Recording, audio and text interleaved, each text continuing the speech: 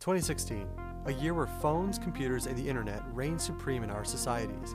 This focus of automation and online connectivity has made specific time-honored trades increasingly unknown. I came to the University of Advancing Technology to speak with the students about the historic art of glassblowing. I have seen it, some videos on it, if I recall, on YouTube. Where would you learn that? Nothing. I actually never heard of it until you said it. I've honestly only seen a little bit about it, little documentaries on, TV or whatever. I have very limited information on glassblowing, to be honest. So it was like a trade, if you will, back in the day. But now, kind of died out. Everything's like available for us. It appears learning about glassblowing would be quite difficult unless speaking with the few accomplished practitioners of the art. Luckily, I knew of a friend who actually studied the long-established skill every so often, and was willing to showcase his knowledge and experience.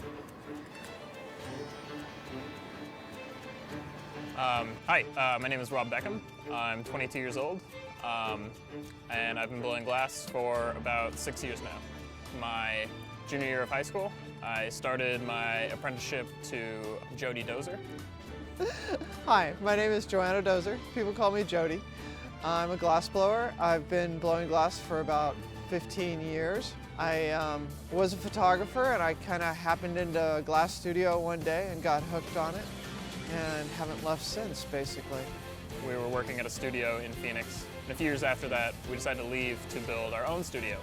So for an entire summer, we spent constructing all of the equipment, cutting metal, welding parts, making sure that we had the proper heat-resistant material.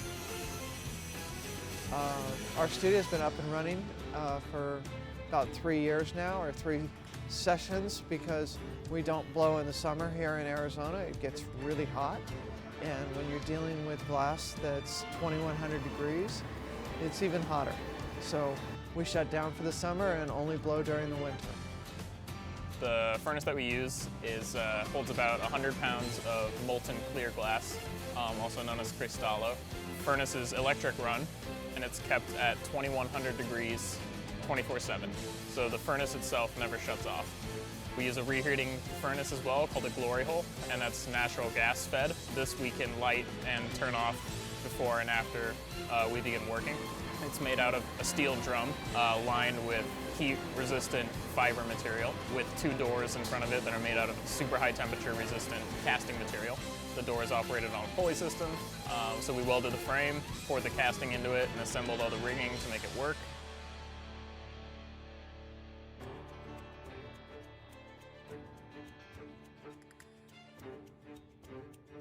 We have a variety of tools that we use in glass blowing, everything from simple cutting shears, similar to scissors, jacks, which are a double-bladed instrument used for making constrictions in the glass. We use folded up wet newspaper, believe it or not, to shape the glass as well, because the water and the steam gives a layer that allows it to not consume the paper as it shapes the glass. It wasn't really until the Renaissance that glass making became as it is known today. When all the glass blowers were in Venice, there was actually a huge fire started by one of the studios, and it nearly burnt Venice to the ground. So there came a time where they forced all of the glass blowers to move to the small, mile-long island of Murano. And to this day, Murano is still one of the biggest centers for glass blowing in the entire world. There are over 100 different studios on this mile-long island, and it's really the mecca for glass blowing. And this is where we get all of the Italian names that we use for tools in the glass studio, different types of techniques. Sometimes in glass blowing, there's actually no blowing at all.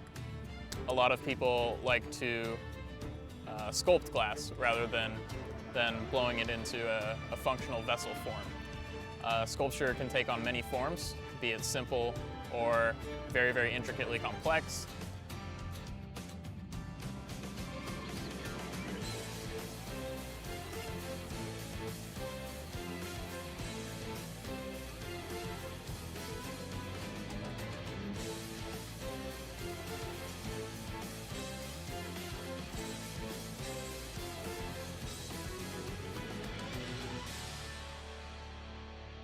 A lot of my work I sell through art shows that are normally you can find locally. I also have a gallery up in Prescott, Arizona that carries my work, the Ian Russell Gallery.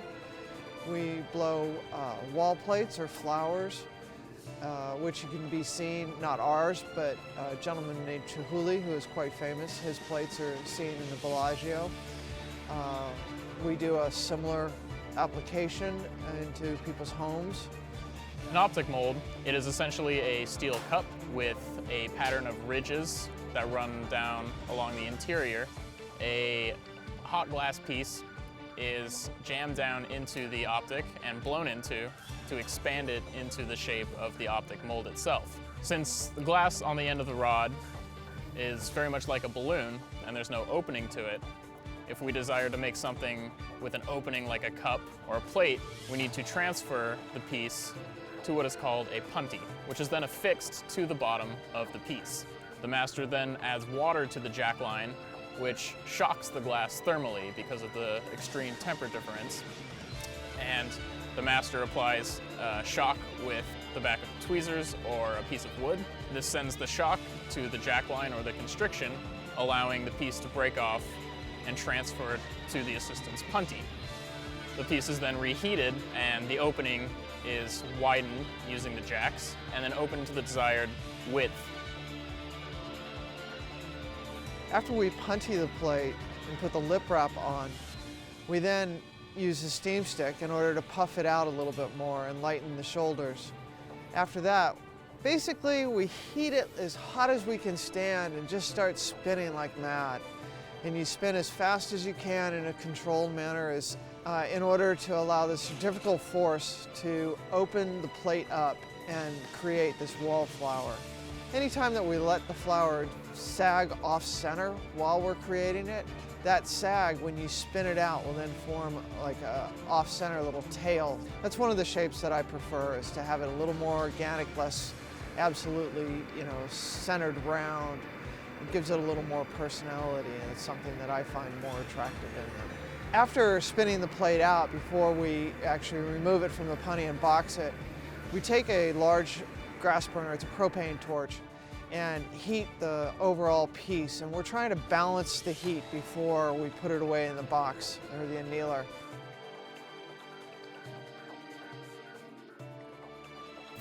So I'm going to add a little water here to where the punty actually met the knob that we formed.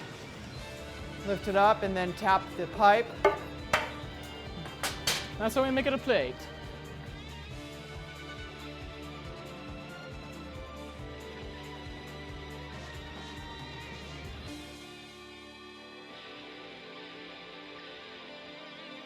To really understand glass, you need to understand how it moves underneath your tools and how to translate what's in your mind onto the medium of the glass. Glassblowers, all glassblowers know the allure that this craft can have to people. And so that most glassblowers can appreciate when somebody else is feeling that draw, that pull towards the glass. I find that we get two different people. You get the people that are hooked on it right away and just have to come back or find some place to be able to learn. And then there's the guy who is like, yeah, it's cool, but it's not for me. Sometimes it's because of the heat. They just can't stand the heat. And other times it's just not that interesting to them because it's more of a challenge, I think, than anything else. That's what keeps me coming back, is the fact that every day it's a challenge. It's something different. The glass behaves slightly different. You're never exactly sure what you're going to have. You've got good control, but it's always a challenge. There are good days and there are bad days in the studio, and that's what makes it fun. Occasionally, so when glass cools down very rapidly, it's very molecularly unstable, so it's prone to exploding.